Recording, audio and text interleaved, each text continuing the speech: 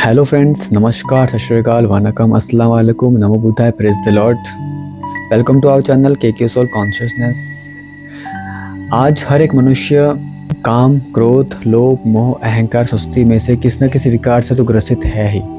और अगर गहराई से देखा जाए तो इन सब विकारों की मूल जड़ है देह अभिमान, बॉडी कॉन्शियसनेस।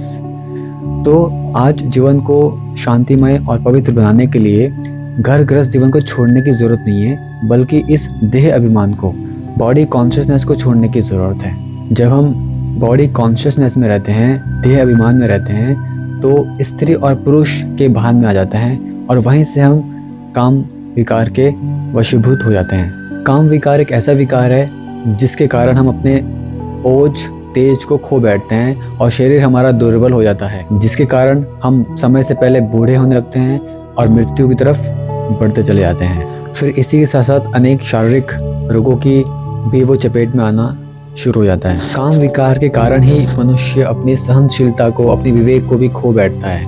उसका स्वभाव क्रोधी जैसा होने लगता है। फिर काम वासना में आकर वो जब एक गृहस्थ जीवन में आता है और एक परिवार को बनाता है, फिर वो उन्हीं के जीवन को यापन करने के लिए, धन इकट्ठा करने के लिए, घर बनाने के लिए ही वो बिजी हो जाता है। अगर वो उस गृहस्थ जीवन में रहकर भी अगर ईश्वर से अपने नातों को जोड़े रखता है, फिर गृहस्थ जीवन कोई बुरा नहीं है, अच्छा है।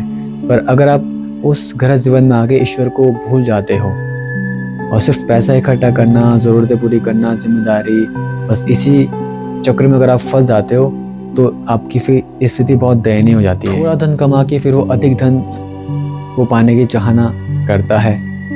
इस तरह वो लोभी स्वभाव का भी हो जाता है।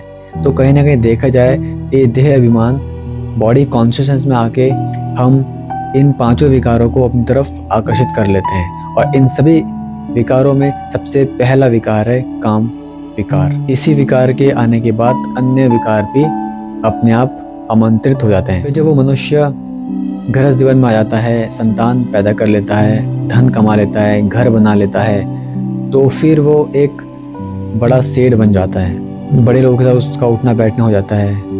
फिर उसको थोड़ा अभिमान भी आ जाता है कि मैं 4 बच्चों का बाप हूँ, इतनी मेरे पास जायदाद है। तो अभिमान, अहंकार रूपी विकार भी उसके अंदर उत्पन्न हो जाता है। तो हम मनुष्य को बॉडी कॉन्शियसनेस से सोल कॉन्शियसनेस की तरफ शिफ्ट होना बहुत ज़रूरी है, क्योंकि हम मनुष्य में इस बॉडी के साथ साथ एक बहुत महत्वपूर्ण चीज़ है, आत्मा, जिसका बहुत इम्पोर्टेंस है हमारी ज़िंदगी में।